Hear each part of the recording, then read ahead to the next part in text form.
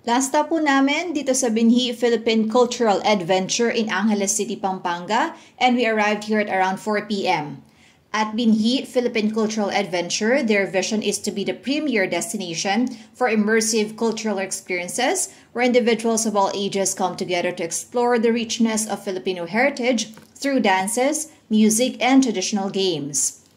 And ito po, we got to experience activities such as, ito po yung unang part, performing arts presentation and cultural dance presentation. Ito po yung unang room na napuntahan namin. Ng kulturang Pilipino ay hindi lamang tumutukoy sa literal na buto ng mga halaman, kundi simbolo rin ito ng mga ugat ng kultura at identidad ng mga Pilipino. Ito ay naglalarawan ng mga pinagmulan, tradisyon at paniniwala na nagbibigay buhay sa ating kultura. Ang binhi ay maaaring magpresenta ng mga pamana ng kaalaman, ng halaga at kaugalian na ipinasa mula sa isang henerasyon patungo sa susunod.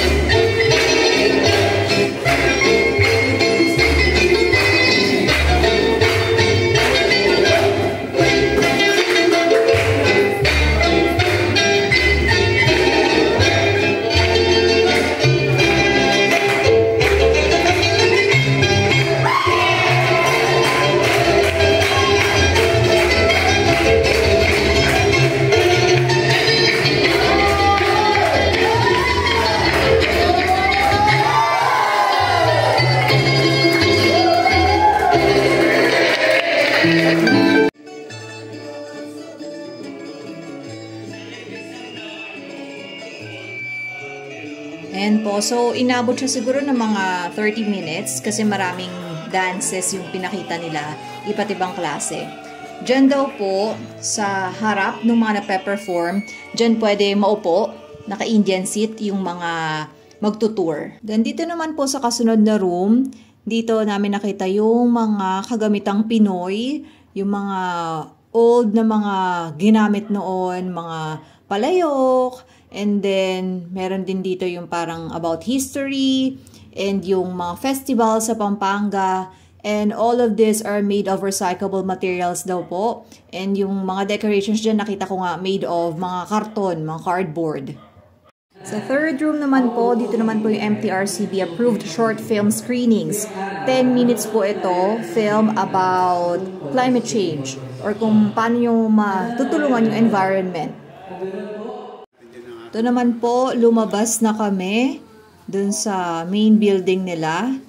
And dito naman namin nakita yung mga traditional dance workshops. Dito sa amin tinuro yung pagtinikling. Yan, maluwag yung lugar eh. And as you can see, made of recyclable materials pa rin po yung mga upuan nila. Meron po tayong speaker dito. Ang tinikling ay isang tradisyonal sayaw mula sa Pilipinas. Kaya pinangalan sa isang uri ng ibon na tinatawag po natin itong tikling. Ang sayaw na ito ay kilala sa paggamit ng mahabang kawayan habang tinatakbo sa sahig upang lumikha ng isang ritmo o isang tunog. Ngayon, ipapakita natin mga kuya kung paano ito lumilikha ng isang tunog. At eto na nga, napasayaw nila ako ng tinikling. Ayan, tuturuan ka nila kung paano magsayaw ng tinikling. Ayan, nakakatuwa lang kasi first time ko sumayaw ng tinikling. And siguro pag na-experience din to ng mga estudyante natin, matutuwa din sila. Diyan naman po sa katabi, yung facilitated traditional games. Yan, pwedeng turuan ng mga games. And ito yung bahay kubo. Dito, sa may bahay kubo, yan, pwedeng magtanim ng palay. Tuturuan kung paano magtanim ng palay yung mga estudyante. Ayan, malawak yung lugar nila eh. And then, ito naman po yung mga isda. Ito yung elevated fish pond exploration and eco-awareness activities including composting, waste management, education, and biodiversity awareness. Ito, dito tuturuan nila paano magtanim sa hydroponics po ito. Yan, yung may mga lettuce. And then, ayan po yung mga kasama namin. Di bali, hindi pa daw po open talaga itong binhi.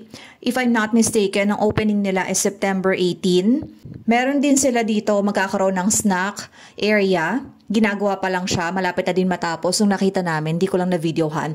Ayun po, may snack area sila and then meron silang cemented tables and chairs. May mga, ano na din siya, payong para hindi mainit. So, pwede dun magstay yung mga bata. Nagkaroon lang dito ng question yung mga kasama namin. Kami medyo nagkaroon lang ng konting question kasi ano mangyayari? Paano, saan ba mag-aantay yung mga bata habang nag-aantay dun sa iba? Kasi in a room, sabi nga sa amin parang 2 bus daw yung kasya doon. Pero sa tingin namin siguro mga isa lang, baka isang bus lang talaga yung kasya. Doon kasi sa unang room, mga 30 minutes yung dance presentation.